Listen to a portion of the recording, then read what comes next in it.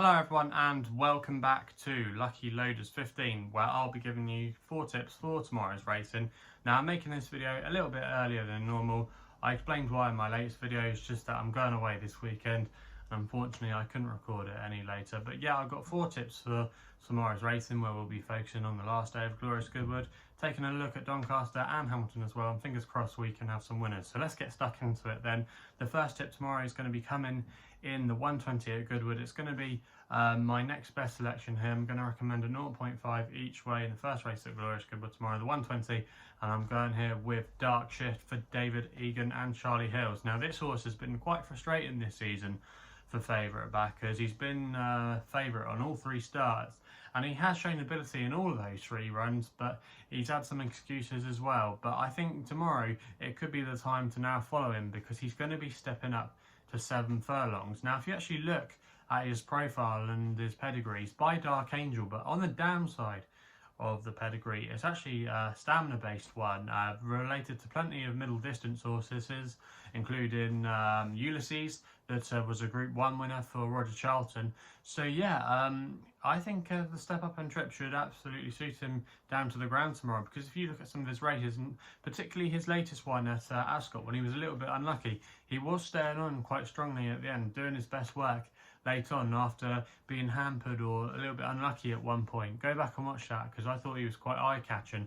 But yeah, I do think he's got a good chance in this race tomorrow. Also as well, there's more rain forecast today and tomorrow, so that'll play to his strengths. He loves a bit of ease in the ground, and I think he just could get the race to suit. I think off a mark of 86, he's still potentially well handicapped, and he's got a race in him of this nature. So for me, Dark Shift, he's going to be my first tip of the day, and I think he's got a good chance in the 120 at Goodwood. We then head to Doncaster for the 3:30, where I'm going to be going here with an extra tip. We're going to go with Spanish Archer for Barry McHugh and James Fanshawe. Now this horse is lurking on a dangerous mark. He's now £1 lower than his last win, which actually came this time last year at Ripon. But Doncaster is a track he's ran well at in the past before. He's a previous course and distance winner, and I thought he ran in a really warm race last time out over the course and distance when he made eye-catching progress. That was the race where Mark Crean kind of pulled up early on Air in Power, and he just got chinned on the line. But Air in Power was getting lumps of weight that day from Spanish Archer, and is a progressive 3-year-old. He ran okay yesterday at Glorious Goodwood, and Colony Queen in that race as well. She's just been on an upward trajectory, and I think she's definitely a horse to keep on following. She's in the form of her life, and I think it was a very good race. So I think Spanish Archer tomorrow does have a good chance in this race. He's lurking on a dangerous mark, and I think at 7 to 1, that's not a bad price there at all, and I'm going to recommend a 0.5 each way selection. We then go to my long shot of the day, which is going to be running in the feature race on Saturday at Glorious Goodwood. It's the 340, the Stewards Cup. I'm going to go here on Punchbowl Flyer for Charlie Bishop and Eve Johnson Horton, currently available at 16 to 1 at the time recording, with Paddy and Betfair, who are paying 6 places on this race.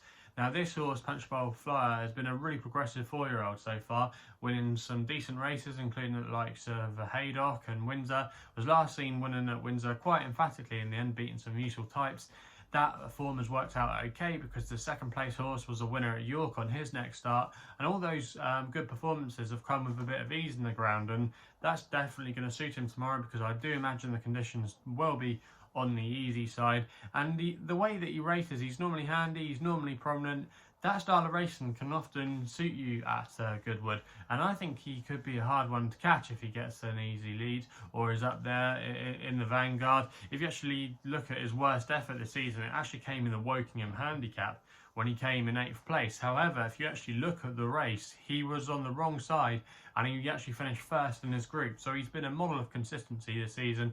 I think with 6 places on offer, 16 to 1 is a big price about this horse, and I think this has been the target for the last couple of months with this fella. I think he's got a good chance, and that's why he's going to be my long shot of the day. We then have to wait for my nap, which runs at Hamilton in the 750, where we're going with a horse here called Havana Party for Andrew Mullen and Ian Jardine. Was available at the current time of recording at 5 to 2, and I think this horse has got a really good chance. Was last seen scoring over the course and distance, was quite a comfortable winner in the end, and the handicapper raised this horse £5 for that win. However, I still think he's fairly well treated tomorrow, and he could have a few more pounds to play off his current mark. I think arguably as well, he beat some better horses in that race, and he's going to be reopposing again tomorrow. So I think he does have a good chance. He gets the 3-year-old allowance as well, which makes him well in at the weights, and he could have the race to suit. There's a few in here that like to be handy, like to get on with things. He's a hold-up performer, and I think he'll come with a late run and he'll be able to pick off some of these. That race as well at Hamilton, I should have said, has worked out okay, produced a couple of subsequent winners.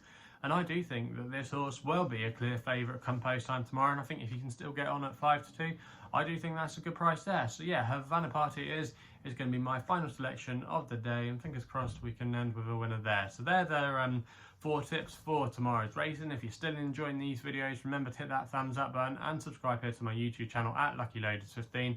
If you want to follow me on social media, Twitter is the place to do so, where my handle is at LuckyLoader15. And if you want to find out a little bit more about myself, my website is www.chrisloaderracing.co.uk. So please gamble responsibly. Hopefully we can have some winners for you tomorrow, and we'll be seeing you soon.